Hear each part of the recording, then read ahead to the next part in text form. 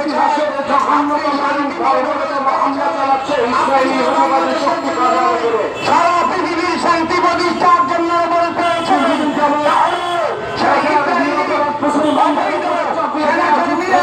Israeli অবৈধ সরকারেরা যখন গাজায় হামলা করে মুসলমানদের উপরে, যখন তারা হাজার হাজার লক্ষ মুসলমানকে শহীদ করতেছে, সেখানে ডক্টর মোহাম্মদ ভূমিকা রাখার দরকার আছে কিনা? আমরা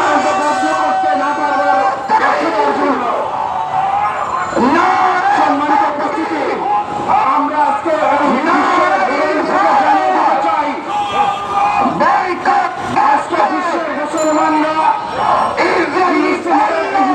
মুসলমানদের সাথে রয়েছে, আমরা তাদের সাথে একাত্মতা ঘোষণা করছি।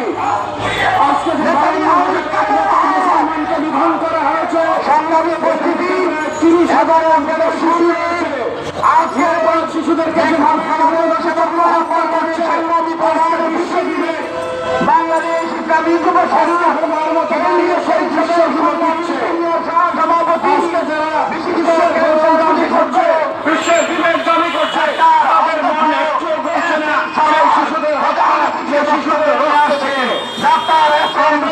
ব্যস্তহীন ভাষায় বলতে চাই, অবিলম্বে যদি এই গাজার নির্ঘুম বন্ধ করা না হয়, তাহলে বিশ্বের যেখানে যেখানে অধিবাদী চক্র রয়েছে তাদের বিরুদ্ধে বিশ্ব মুসলিম তাদের ব্যবস্থা গ্রহণ করতে বাধ্য হবে। এবং আমরা অচিরেই এই ইহুদিবাদী শক্তিকে সারা বিশ্ব থেকে বিদায় করে আজকে মুসলমানদের তথা মানবতার অধিকারকে সুরক্ষার জন্য, মানবতার অধিকার প্রতিষ্ঠার জন্য আজকে বিশ্ব বিবেককে আমরা বলে দিতে চাই যে অবিলম্বে যদি এর বিরুদ্ধে ব্যবস্থা গ্রহণ করা না হয়, তাহলে বাংলাদেশের মতো সারা দুনিয়ার মুসলমানরা, সারা দুনিয়ার মানবতা যেভাবে খুশি হচ্ছে, অচিরেই এই ইহুদিবাদী চক্রকে, ইহুদিবাদী শক্তিকে বিশ্বের মানচিত্র থেকে বিদায় করে ছাড়বে।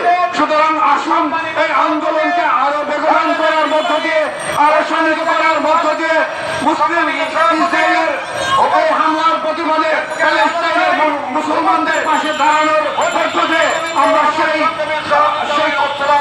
দাবিকে ঘোষণা করতে চাই যে আমরা এই মুসলমানদের পাশে আছি।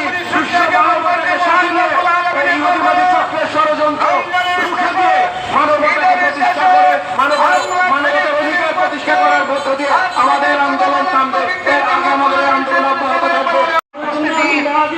আমরা জানি কারবালার ময়দানে